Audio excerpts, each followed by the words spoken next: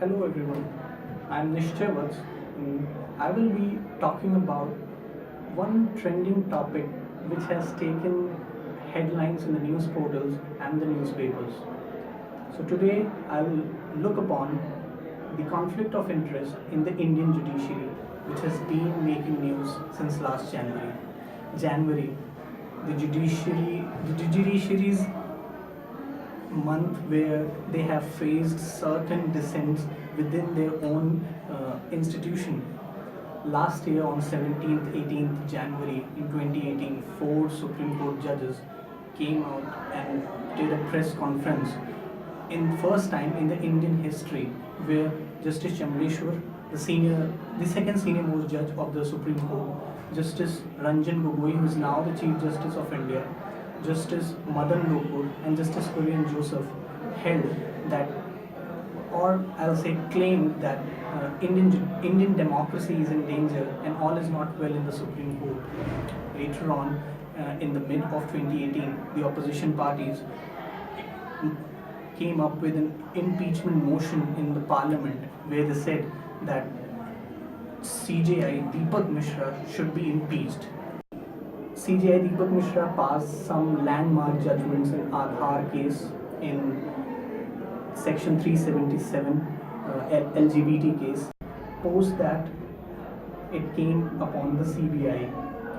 The caged parrot has been in the news since October 23 when Alok Verma, the then director, and Special Director Rakesh Asthana was sent on leave. Therefore, a PIL was filed in the Supreme Court by Director Alok Verma regarding his appointment and sending him on leave because he was appointed for a fixed term of 2 years. Supreme Court in a landmark judgment said that he should be reinstated. He was reinstated and ordered the high-powered committee, the select panel, to look into the matter in a week and decide upon Alok Verma. The panel decided with a 2-1 judgment and Alok Verma was ousted. Who were the members of that panel? It was PM Narendra Modi, whose vote we all know. It was leader of the opposition of the Congress party, Mallikarjun Kharge, whose vote we all know.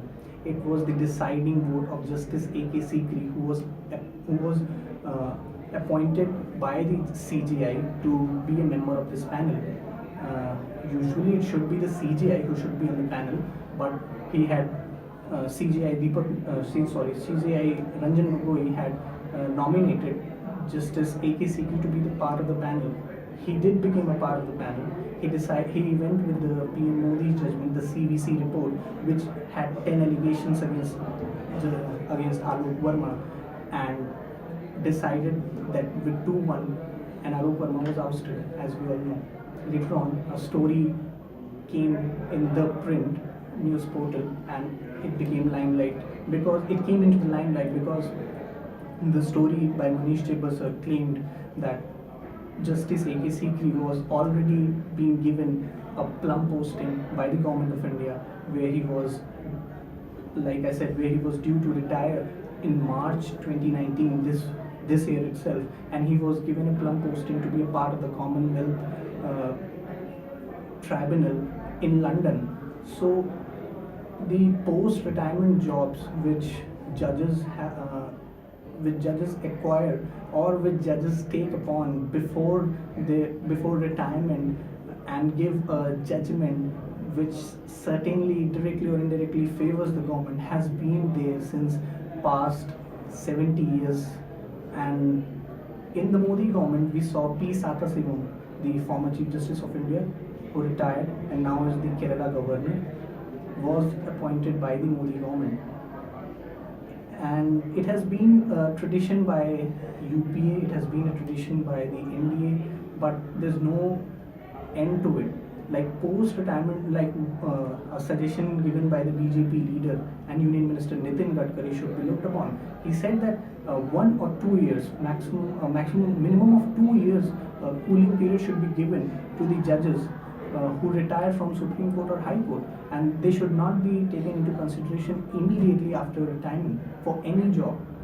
So a constitutional change or an amendment is required for the post-retirement jobs of the judges. Yesterday itself, another case came into limelight where the Supreme Court Collegium is now again in question. Why is it in question? Supreme Court Collegium, which was already contested upon by the BJP, where Arun Jaitley, the Union Minister, had recommended that NJEC should be formed, National Judicial Appointments Committee. He said that CJI should not be, or the committee of the Supreme Court should not be the only panel to decide upon who will be the Supreme Court judge. So, yesterday a collegium decided that Justice Sanjeev Khanna of the Delhi High Court and Justice Dinesh Maheshwari, who is the Karnataka High Court's Chief Justice, should be elevated to Supreme Court. Justice Khanna superseded 32 judges across the country, and Justice Maheshwari superseded 21 judges. It's not about the seniority, maybe, it's not about the age. Okay, I agree, it's about the competence, but the earlier collegium, which was formed, which had taken a decision upon this in December, had decided that with two other names, and those two were the Chief Justice of Rajasthan High Court and Chief Justice of Delhi High Court, under Justice Madan Lokur, who was also the part of the collegium, the same collegium, they decided upon it. But on December 30th, Justice Madan Lokur retired, and in 11 days, in less than 11 days, what developments took place? The collegium decided that Justice Khanna and Justice Maheshwari should be elevated to the Supreme Court. They superseded more than 32 and 21 judges respectively.